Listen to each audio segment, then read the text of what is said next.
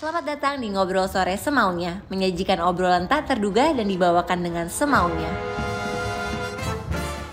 Halo, di episode Ngobrol Sore Semaunya ini spesial banget karena gue hadir bersama Sasa untuk menyajikan obrolan yang menarik dalam rangka menyebarkan energi positif untuk kalian generasi mikir. Dan di sini kita mau mengajak kalian semua untuk terus berkarya, berinovasi dengan kreatif dan berkolaborasi agar kita menjadi generasi mikir yang berkontribusi positif untuk sekitar dan orang lain. Yang paling bikin excited adalah di episode perdana ini Sasa akan mendonasikan 25 juta untuk program penanganan pandemik ke pihak yang nanti akan dipilih narasumber di akhir acara. Jadi yuk sekarang kita ketemu narasumber hari ini.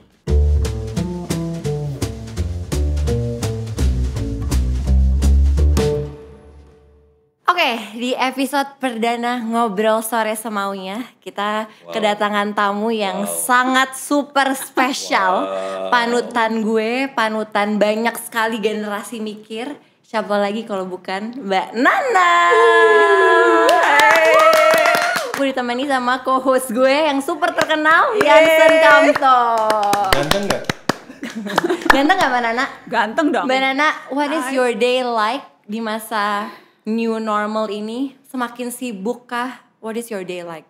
Let me start with today ya. Hari ini itu aku dari mulai jam 7:30 udah isi webinar.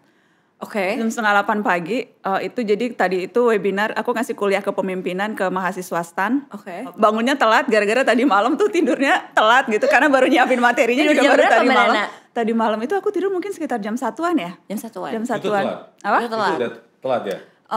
Tergantung, tapi itu ya lumayan telat sih karena aku tuh biasa spontan selalu bangun pagi, jadi jam 5 tuh aku biasa selalu kebangun gitu. Oke. Tapi tadi itu mungkin karena udah terlalu capek dan sebagainya, aku telat bangun. Jadi akhirnya tuh bangun baru jam 6:30 langsung buru-buru dan 7:30 aku webinar, terus habis itu selesai webinar jam 10 aku lanjut meeting di narasi jam 10, terus baru kelar jam 12:30, terus habis itu langsung ke sini gitu.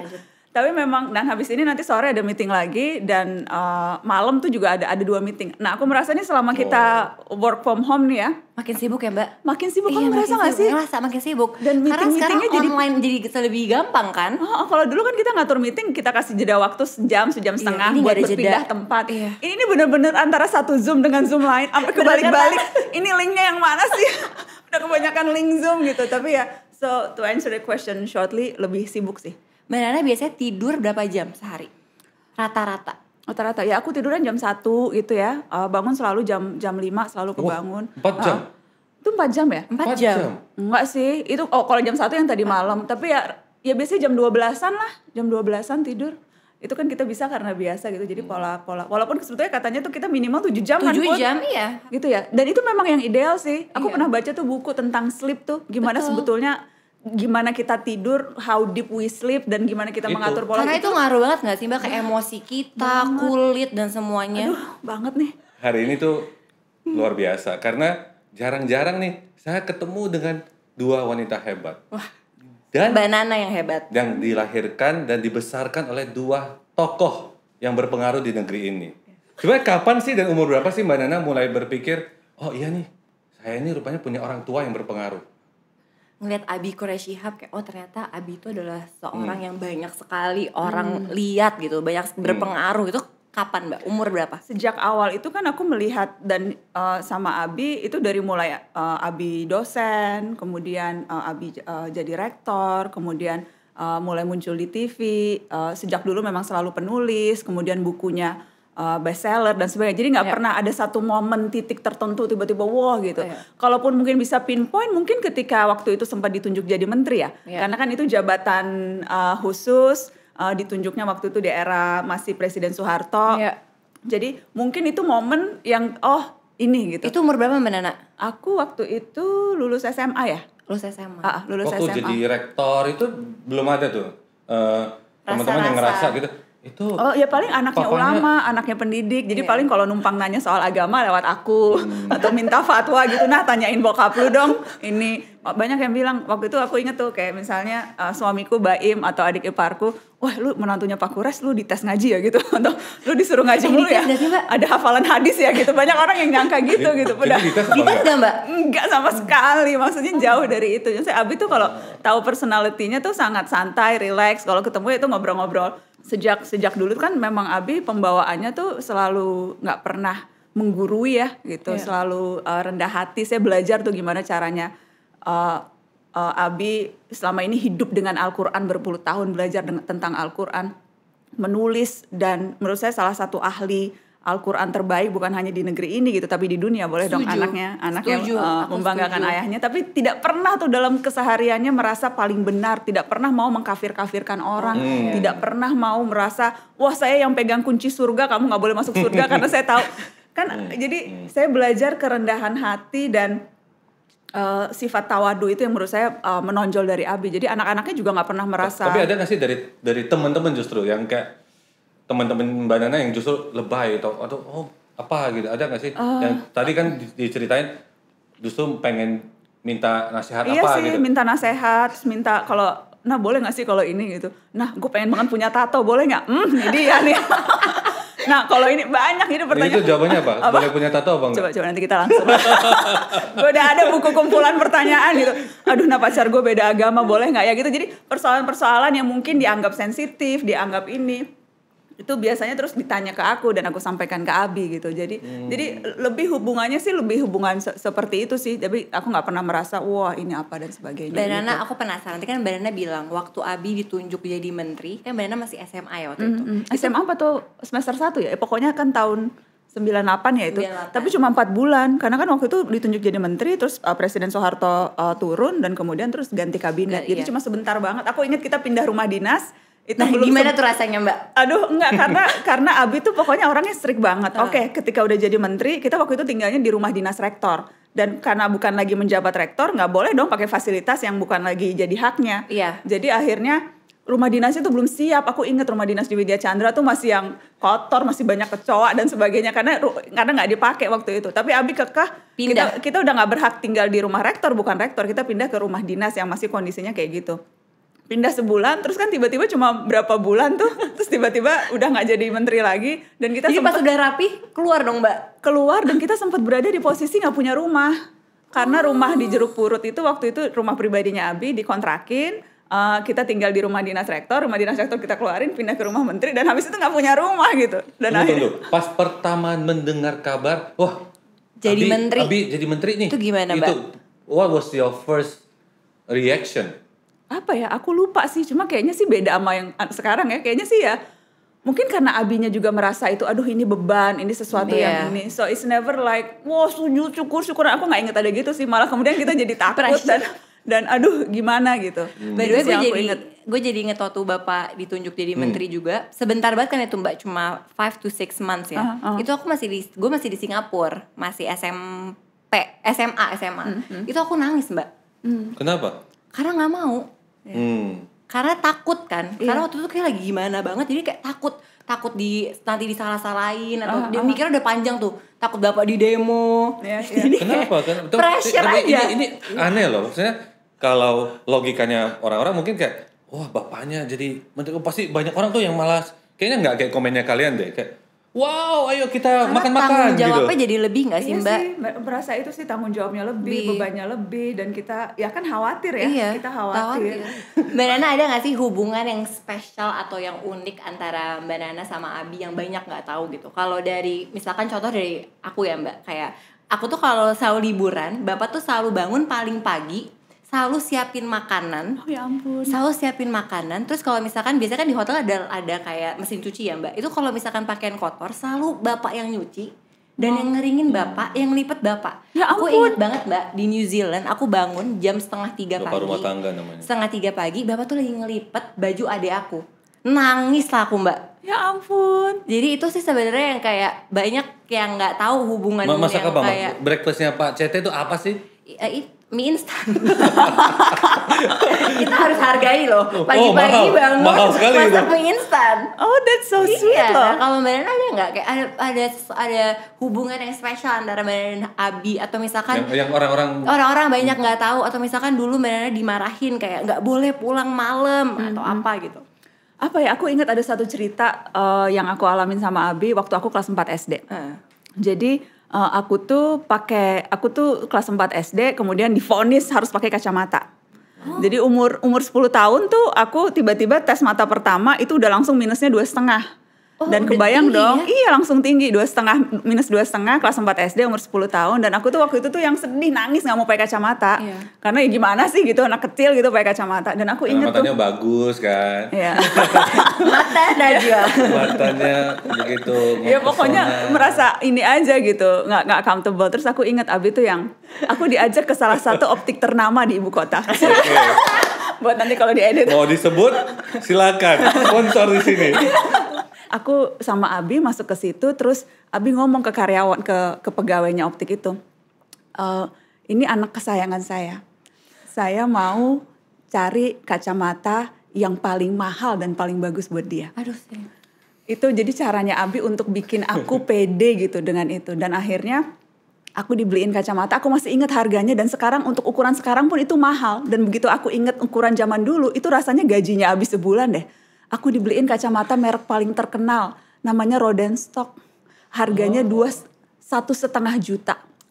Dan itu kayaknya itu gaji Abi sebulan atau tabungan. Itu mahal banget Itu ya. mahal banget. Apalagi pada zaman itu nama Dan ini tuh kan Tahun berapa itu? Aku perlu ya nyebut Oke. tahun. Aku belum lahir kayaknya. Coba tolong. Gue belum Gak lahir. usah masuk ke poin itu. Oke. Inti dari cerita bukan itu. Udah, gue udah mau nyampe klimaks nih. Gue mau nangis jadi gak jadi nangis loh gara-gara lu. Tapi enggak, dan kemudian gue inget Abi bilang, bahkan lensanya pun khusus lensa foto grey. Jadi lensa yang kalau kena matahari jadi hitam itu loh. Wow. Iya, Nah, jadi itu udah ada. Waktu itu udah ada. iya. Please deh, ini bukan tahun 70-an. Ini tuh tahun 90-an. Gak sejadul itu gue. Itu tahun 2000-an, tahun 2000-an. Itu baru kemarin. Tapi enggak, maksudku aku inget banget. Jadi Abi tuh yang he would do anything gitu untuk anaknya merasa feel special, merasa percaya diri gitu. Dan aku inget banget, aku kemana-mana setelah itu tuh pakai kacamata foto grey, dan aku merasa keren banget. Keren banget, iya. Merasa keren banget pakai Rodenstock Terharu foto grey. sekali. Walaupun sebetulnya anehnya adalah kalau istirahat keluar kena matahari kan hitam tuh. Begitu masuk ke dalam itu nggak otomatis putih. Iya, Oke. masih hitam kan, Mbak? Iya, jadi masuk di ruangan kelas gue masih pakai kacamata hitam gitu. Tapi pas untuk usia itu, zaman itu gue merasa Itu keren keren banget banget. dengan kacamata Iya. gue itu yang selalu aku ingat sampai sekarang sih. Karakter kita kan juga terbentuk karena didikan orang tua. Makanya tadi aku setuju banget kayak Mbak Nana banyak ngomongnya soal value-value dari Abi sama Mama. Nah, sebenarnya Mbak, apa yang membuat Mbak Nana ingin menjadi menjadi pembawa cerita? Kenapa, why it is so important for you untuk bisa membawakan cerita yang benar gitu kepada masyarakat? Waktu itu apa sih awalnya, Mbak? Aku ingat tuh, aku baru semalam, kapan sih, beberapa hari yang lalu baca buku soal ini nih, soal speak up. Dan aku ingat ada quote-nya Oprah Winfrey yang bagus banget. Mudah-mudahan aku gak salah. What you get in life is what you have the courage to ask for. Jadi keberanian kita untuk menyampaikan atau mengungkapkan apa yang kita inginkan dan apa yang kita anggap penting, itu yang akan kita dapatkan dalam hidup. What you get in life is what you have the courage to ask Iya. for gitu. Jadi kalau lu mau dapat sesuatu, Minta naik gaji. apapun, kalau lu mau dapat sesuatu, lu mau dimengerti, lu mau dapat kesempatan, lu mau naik gaji, lu mau dapat jodoh, yang by the way jodoh itu harus dijemput bukan ditunggu. Iya. Tapi memang bisa dimengerti sih kenapa banyak, dan terutama kenapa banyak perempuan yang merasa Yang gak berani speak up. yang tidak berani speak up, karena ya kita hidup di dunia patriarki gitu. Perempuan yang banyak bicara biasanya disebutnya wah cerewet, ribet. Iya. Kalau kemudian banyak nanya dianggapnya wah ini pasti banyak maunya nih, ini Iya. bici, ini ambisius. Jadi dari segi lingkungan tuh sudah membatasi mendukung, seperti itu. iya. Terus dari segi internal sih kan kadang-kadang kita ragu-ragu ya kalau mau ngomong ya. Aduh, nanti gue dianggap bodoh nggak ya? Kalau gue ngomong ini nanti gue jadi disebelin nggak ya? Gue jadi disukain nggak ya? Yang gue omongin nanti bener nggak ya? Jadi ada keraguan-raguan itu yang kerap kali menghalangi kita untuk berani speak up. Nah, kenapa kemudian orang juga nggak berani ngomong adalah menghindari konflik. Iya. Orang nggak mau, karena kalau kita ngomong kemudian nanti dibantah lagi. Oh, Iya. nanti kemudian Semua itu kan sangat make sense dan maksudnya. Tapi apa yang bikin Mbak Nana tuh justru tapi tetap berani? karena kalaupun misalnya salah, ya emang kenapa kalau salah? We learn by our mistakes kan. Mistakes, ya. Dan kalaupun misalnya, dan itu makanya kesempatan dan peluang untuk terus latihan sih. Kalaupun lu beda sama orang, ya emang kenapa kalau beda? Iya. Kalaupun misalnya nggak sependapat gitu ya, tarik nafas, nggak harus sependapat juga. Kalaupun kita salah ya akuin kesalahan, kita coba lagi, so what gitu loh. Tapi intinya you have to take the chance, you have to take the opportunity. Lu jangan nyanyain itu gitu. rumus gue tuh selalu satu sih dari dulu, be brave but don't be stupid. Jadi kalau mau berani ngomong, ya lu make sure nggak bodoh apa yang lu omongin. You do your research, you do your work, you compare, lu latihan, lu membandingkan dan sebagainya. That's what I do, Mbak. I've done my research. Mbak Nana, gue seneng banget dengar podcast. Terus gue dengar salah satu podcast yang ada Mbak Nananya. Terus Mbak Nana tuh ngomong di situ bahwa Mbak Nana tuh nggak netral, tapi Mbak Nana tuh independen dan mencoba sekeras tenaga untuk nggak ada kepentingan gitu. Tapi Mbak, di zaman sekarang gitu ya, dari semua godaan dan pasti banyak banget tawaran-tawaran untuk Mbak Nana, gimana caranya Mbak Nana tetap independen gitu? Apa core value yang Mbak Nana pegang terus biar Mbak Nana terus independen? Kalau di posisi sekarang tuh memang rasanya kayak bujuk rayu, tawaran, serangan, itu kurang lebih sama sih efeknya. Efeknya tuh pasti ingin mempengaruhi supaya mengubah sikap atau mengambil tindakan yang sesuai yang diinginkan oleh siapapun yang memberikan bujuk rayu, tawaran, serangan, fitnahan, kritikan itu gitu. Jadi posisinya tuh kurang lebih sama. Dan memang ukurannya akhirnya kembali ke apa yang dirasa benar. Dan menurutku itu sesuatu yang harus terus diasah sih. Iya, betul. Bisa aja kan yang kita rasa benar, jangan-jangan belum tentu benar gitu. Iya, jadi hati itu perlu terus diasah gitu. Dan karenanya penting juga untuk surround yourself with the right tribe. Nah, I agree. Iya kan, maksudnya let's form our own barisan gitu, tribe yang bisa selalu mengingatkan gitu dan bisa selalu jadi sounding board kita.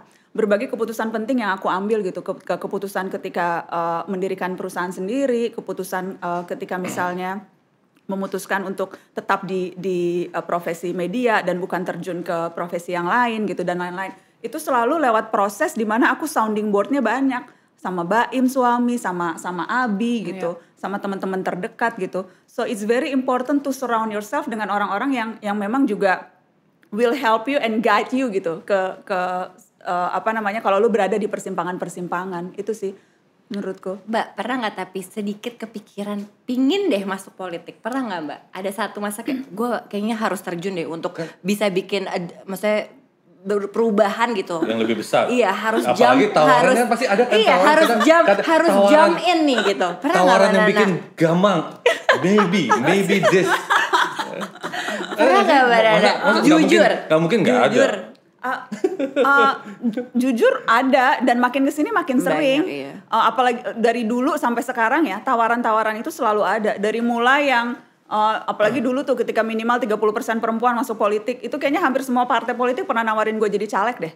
Dan ketika pilkada langsung, itu kan selalu kan partai politik nyarinya, wah yang penting dicari siapa nih yang populer, karena dipikir dengan popularitas akan membuat mereka menjadi elektabilitasnya menjadi gampang. Jadi gue udah ditawarin calon wali kota, bupati, daerah antah berantah yang manapun itu pernah tuh ada yang nawarin gitu.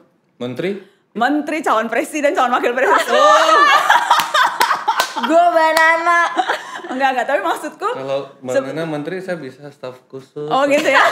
Itu yang staf khusus lu salah lu. Arahnya ke sana bukan ke sini. Arahnya ke situ. Kalau sama Putri saya staf khusus hati. Mulai nih. Biasanya kalau yang staf khusus hati memang punya masalah atau memang punya keahlian tentang itu. Lu yang mana yang masalah? Kalau sering masalah jadi tahu masalahnya kira-kira solusinya apa gitu. Pernah nggak Mbak tapi? Berpikir. Gitu. Ketika tawaran-tawaran itu muncul ya dari berbagai pihak, aku memang selalu kemudian berpikir sih. Jadi maksudnya berpikir soal itu sering, tapi setiap kali tawaran itu datang, aku selalu merasa lebih banyak manfaat atau mudorotnya ya di posisi sekarang. Dan sampai terakhir ada tawaran pun aku kembali mengingat itu lebih banyak manfaatnya di posisi yang sekarang deh gitu. Wah baru narasinya baru nih, perusahaan baru masih bayi, startupnya nggak mungkin ditinggal sekarang. Aduh kayaknya dengan yang dilakukan sekarang juga bawa dampak dan pengaruh deh. Bisa melakukan banyak hal kok. Nah aku percaya leader itu bukan hanya leader di posisi atau jabatan tertentu. Leaders itu kan orang yang bisa menggerakkan, yang bisa membawa nuansa yang sama, yang bisa menginspirasi bukan mendikte gitu. Yang bisa mengajak orang punya harapan dan tujuan yang sama, and I think kita bisa melakukan itu sesuai porsi masing-masing. Dan jadi kalau ditanya sekarang rasa-rasanya sih masih lebih banyak manfaatnya melakukan ini gitu. Sama tapi Mbak, sama. Gitu kan? Sama. Waktu terakhir saya ditawarin juga saya kayak gitu. Ditawarin jadi apa? Ya Ya itu nggak bisa dibahas di sini bisa gitu. dibahas. Karena terlalu confidential ya, artinya iya. itu kan rahasia negara gitu. Iya. Tapi saya ngerti banget perasaannya Mbak. Mbak Nana pernah di blackmail nggak? Blackmail. Maksudnya Diancam pernah gitu? diancam gitu?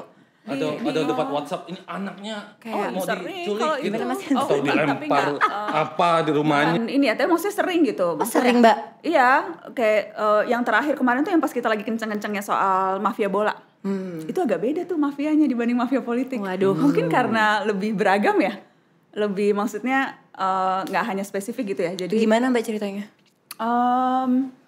tapi maksudku sesuatu yang alhamdulillah aku nggak pernah merasa itu ini banget gitu. Iya. Jadi kayak cuma kirim SMS atau telepon nggak berhenti gitu, atau yang kayak gitu-gitu, tapi nggak pernah termanifestasi dalam bentuk ancaman fisik sih, alhamdulillah. Jadi maksudnya compare tuh yang dialami oleh misalnya teman-teman di daerah gitu, yang benar-benar yang mereka ancamannya tuh benar-benar digaplok sama oknum aparat atau sama oknum tentara gitu ya. Kalau yang aku alami tuh dan sekarang tuh misalnya menurutku memang sekarang bergeser sih, ancaman-ancaman itu tuh lebih banyak, bukan hanya untuk aku ya, untuk yang secara umum gitu ya, lebih banyak kayak kill the messenger, jadi berusaha untuk merusak reputasi, ngeluarin fitnah atau doxing gitu kan, persekusi di media sosial atau di internet. Jadi yang dilakukan adalah berusaha menghancurkan reputasi si yang kritik gitu, supaya dia nggak dipercaya, supaya kemudian apa yang disampaikan juga nanti nggak akan dipercaya. Kan itu kan yang terjadi sekarang kan. Kalau kita kritik terus kita bilang, wah tapi kan itu orangnya seperti ini gitu.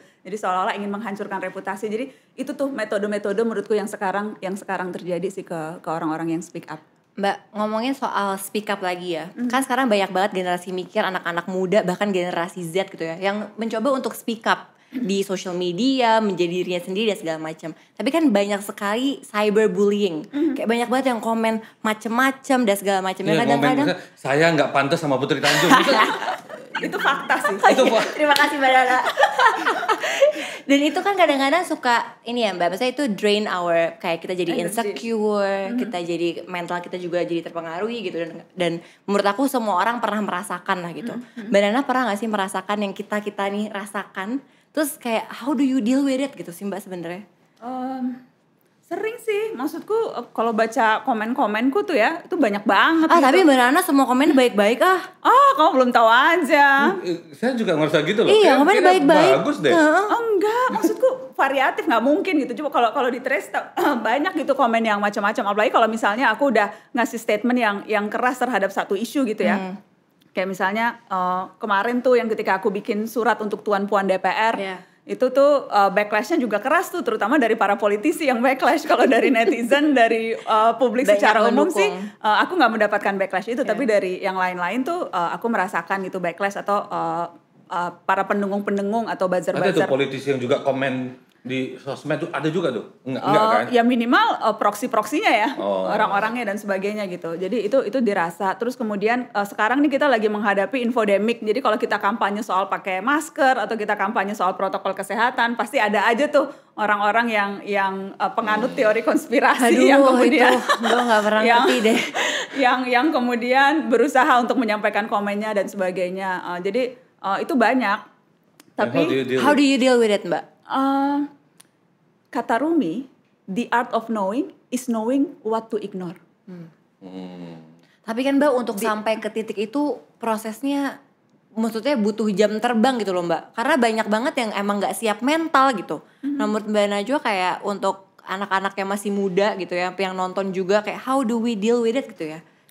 Karena pertama nge-ignore itu gak sesimpel ya udahlah biarin aja gitu. Kayak orang bilang saya nggak pantas buat Putri, tapi saya tetap merasa pantas. Terus loh Mbak ini. Dia selalu contoh kasusnya itu ya. Sedih juga. Gue rasa itu memang his deepest ini deh. Deep down inside gitu. Makanya.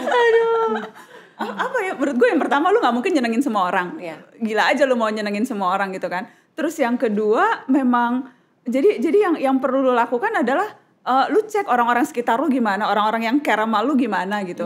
Kayak misalnya aku tuh jadi muncul di televisi gitu, kemudian dikenal orang, itu tuh udah ya karena aku udah jadi muncul di TV udah sejak 20 tahun, dan aku belajar tuh untuk bisa membedakan mana yang memang kritik, mana yang memang cuma mau memicu intrik aja gitu, mana yang memang pure ngasih masukan, mana yang tujuannya untuk menyakitkan dan menjatuhkan gitu. Tapi itu I learned that over the course of 20 years. Gue berada di depan di depan TV dan kemudian dinilai kanan kiri. Karena kan profesiku tuh kan memang akhirnya membuat orang merasa dengan gampang bisa ngejudge gitu. Cuma ngelihat seminggu sekali di mata Najwa ketika gue lagi bete sama politisi, dianggapnya gue orangnya betean gitu.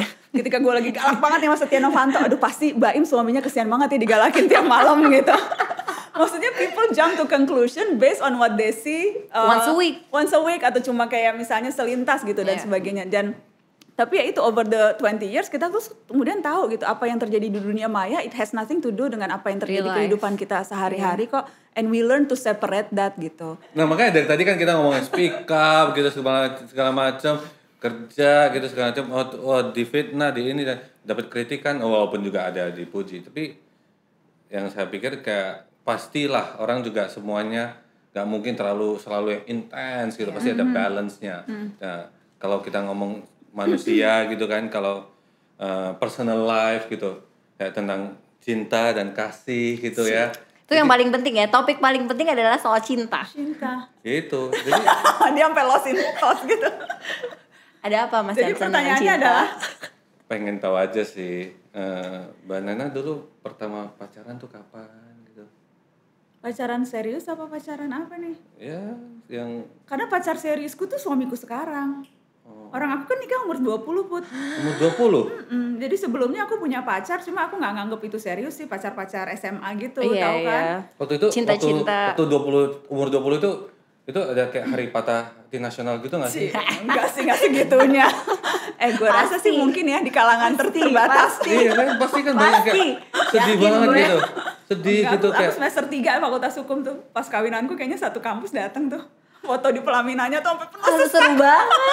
Iya, pertama kali angkatan nikah. Apa yang bikin Mbak Nana tuh yakin kalau inilah he's the one? Ya, gitu. Kayaknya orang gak akan mungkin pernah 100% yakin deh. Setuju. Iya gak sih? Dan aku inget banget tuh, dan apa yang Abi bilang sekarang juga, maksudnya kalau soal cinta itu jangan cari pembenaran di akal, gak akan pernah ketemu. Cari pembenarannya tuh di sini. Tuh Mas Yansen. Lu kalau pakai ini gak akan nemu, pasti ada aja gak cocoknya. Jadi khusus untuk cinta, dengarkan di hati. Kenapa yang ini Mbak Nana lihatnya ke saya ya? Ya kan lu yang masih berproblem dengan cinta. Kalau dia udah selesai urusannya, udah. Itu jangan terlalu dipikir pakai ini. Mbak Nana pacarannya berapa lama sebelum nikah? Sama Baim? Sebentar banget, dan mostly itu jarak jauh lagi karena aku ingat LDR dia tuh pas di Amerika, jadi dia kan fakultas hukum juga, terus waktu itu dia dapat kesempatan untuk magang di law firm di Amerika. Dan menurutku itu yang menjadikan hubungan intens justru ketika LDR loh. Coba ditanya deh sama orang-orang, iya kan? Iya kan? LDR tuh jadi bikin hubungan jadi lebih intens nggak sih? Ya, betul, karena kan kita dipaksa dalam tanda kutip untuk menjalin komunikasi secara terus menerus dan konstan gitu. Jadi dan kita terbiasa untuk lebih artikulatif mengungkapkan perasaan. Kita effortnya menyelesaikan masalah juga dari jauh harus diomongin, nggak bisa kalau pacaran di sini tuh lagi sebel marah-marahan udah diem-dieman aja nggak selesai masalahnya. Tapi kalau jarak jauh you have to lu nggak mau harus lu selesaikan, lu juga harus lebih perhatian. Jadi menurutku makanya kenapa iya nggak sih, jadi justru LDR itu yang bikin hubungannya jadi cepet matang kuat, dan akhirnya yang memutuskan aku berat untuk mantap menikah berat banget ya LDR. Jadi para pejuang LDR itu malah justru semangat itu justru akan menjadi bekal untuk hubungan kalian. Lu gak pernah LDR soalnya. Coba deh, mungkin lu perlu dicariin pacar dari mana gitu. Nah, Mbak, jadi tadi pertanyaan yang tadi lagi tuh, berarti kayak gimana caranya Mbak Nana bisa ngebalance work life sama personal life Mbak Nana? It's struggle. Maksudku I'm not gonna lie gitu ya. Dan menurutku tapi itu juga bukan masalah atau tantangan yang aku hadapi, itu kayaknya masalah tantangan semua ibu yang multi peran saat ini sih, gimana. Dan perasaan bersalah, didera perasaan bersalah tuh sesuatu yang memang sulit, walaupun Kayla sering ngomong, aku selalu kemudian juga berusaha untuk jangan merasa bersalah dan sebagainya, tapi memang susah untuk menghilangkan rasa-rasa itu gitu. Tapi aku berusahanya minimal dengan membuat, karena kan yang menentukan kita itu sebetulnya concern atau enggak waktu yang kita bagi kan. Jadi seberapa banyak bisa mengalokasikan waktu gitu, kemudian membuat waktu, memaksimalkan waktu dan sebagainya. Menurutku jadi akhirnya kuncinya kembali di situ, dan kemudian kembali lagi ke support system. Beruntung tinggalnya sebelahan sama kakak. Iya, deket-deketan ya Mbak Nana. Iya, beruntung Lucu di banget. belakang rumahnya Abi dan Mama gitu. Beruntung punya asisten rumah tangga yang udah ikut aku sepanjang hidupnya Izat gitu. Jadi aku banyak diuntungkan oleh support system gitu yang kemudian membuat aku bisa memanage waktu menjadi lebih efektif. Itu sih. Ada curhatan Mbak dari teman ngobrol sore semaunya. Mungkin Mas Elsen mau bacain. Ini soalnya masih nyambung nih sama yang tadi Mbak Nana udah ngomongin. Jadi kita tuh di ngobrol sore semaunya kita selalu membacakan, kan ada jutaan yang DM yang masuk, luar biasa. email yang masuk, Luar gitu. biasa. Jutaan dikurang 900.000. Mereka curhat. Jadi kita mau bacain dan kali ini pengen minta pendapatnya Mbak Nana. Putri Mbak juga Nana, boleh, iya, Putri juga boleh. Mas Elsen juga boleh. Oh oke, ini bukan, ini curhatan seorang cewek yang sedang bingung. Nah, halo Mbak, sebut saja aku Mawar ya. Aku kerja di salah satu startup e-commerce. Jadi jujur aja sekarang itu aku sedang menjalin hubungan dengan pacarku hampir masuk 2 tahun. Nah, sejauh ini konflik yang paling sering terjadi itu adalah keluhan dari cowokku yang merasa dia itu posisinya dalam segala aspek tidak imbang denganku. Dengan kata lain, aku sebagai cewek itu lebih unggul. Dia sempat jujur sama aku kalau dia sebenarnya tidak nyaman ada di posisi kayak gini. Karena ya jadinya tekanannya ya ke dia dan gak enak dilihat orang dari luar gitu. Dan bahkan sempat minta akunya tuh ngerem dikit gitu. Nah, atas semua keambisiusannya aku mengejar hal-hal yang aku ingin raih dengan alasan supaya dianya bisa kejar aku dulu dan at least bisa ngimbangin. Nah, aku tadi itu seorang yang pekerja keras. Aku di sini sering banget juga membantu dia dalam segala aspek demi mendorong dia maju. Nah, aku dengan senang hati membantunya dalam pekerjaannya semaksimal mungkin supaya dia juga dilihat stand out oleh lingkungannya. Tapi dia nggak suka. Nah, aku jadi benar-benar serba salah. Harus gimana ya menyikapi hubungan yang seperti ini? Karena kalau untuk berhenti melangkah dan berambisi tidak mungkin juga. Tapi ya gimana cara ngobrol yang benar dan treatment yang tepat terhadap hubungan seperti ini. Thank you, have a nice day. Silakan Mbak Nana. Apa ya, kalau baca dari itu sih, I don't think he's the right man for her ya. I agree. He's not the right man for her gitu. Kalau misalnya lu harus Ngerem. lu harus Ngimbangin, ngimbangin dan sebagainya. Karena justru pasangan itu kan saling mengisinya itu juga justru dengan membuat yang lain bisa berkembang maksimal. Kalau saling, dan yang dia lakukan kan misalnya itu kan dia berusaha membantu pasangannya supaya juga menemukan kepercayaan diri dan sebagainya. Dan seharusnya dia berhak, dia layak juga untuk dapat hal yang sama, untuk dapat reassurance dari pasangannya. Tapi kalau yang dia dapat justru bukan reassurance tapi membuat dia malah jadi nggak percaya diri. So I don't think that's a really good match gitu. And she really should be melihat gitu apa yang menurut dia penting dalam hidup, dan apakah pasangan itu yang bukan hanya akan jadi pasangan dia ya. Maksudnya kalau milih calon partner itu kan juga apakah dia akan jadi ayah yang tepat untuk anak-anak saya gitu. Jadi harus dilihatnya secara komplit gitu. Dan kalau memang menurut dia itu kualitas yang harusnya ada di laki-laki yang menemani dia dan jadi bapak dari anak-anaknya, then dia harus nyari yang itu. Harus nyari orang yang bisa saling ngisi, bukan malah menjatuhkan dia. Mbak, oke, last question. Ada pesan-pesan nggak untuk generasi mikir, untuk anak-anak muda?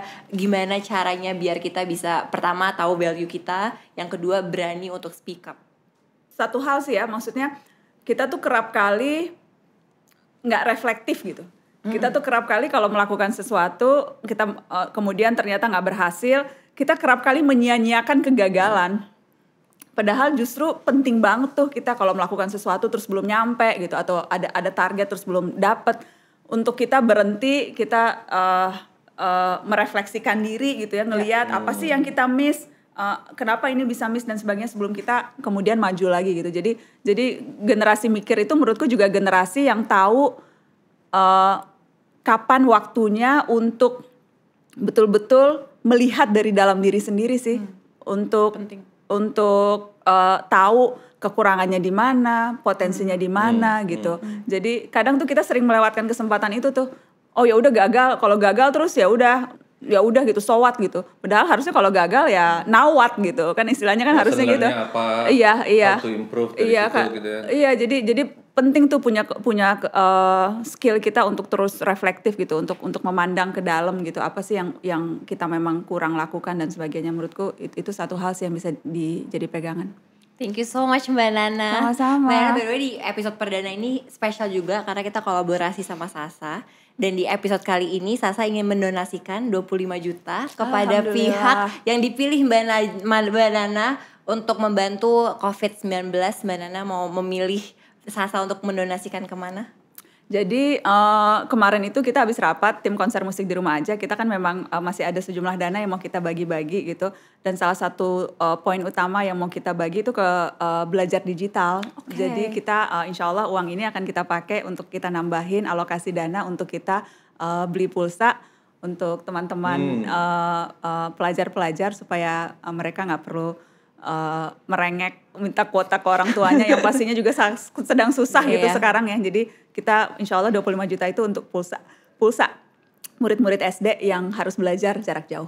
Oke, terima kasih banyak Mbak Nana. Thank you so much. Sama-sama. Terima kasih Mbak Nana. Thank you. Sama-sama. Thank you guys sudah nonton episode pertama. Putri jangan ketawa ya please.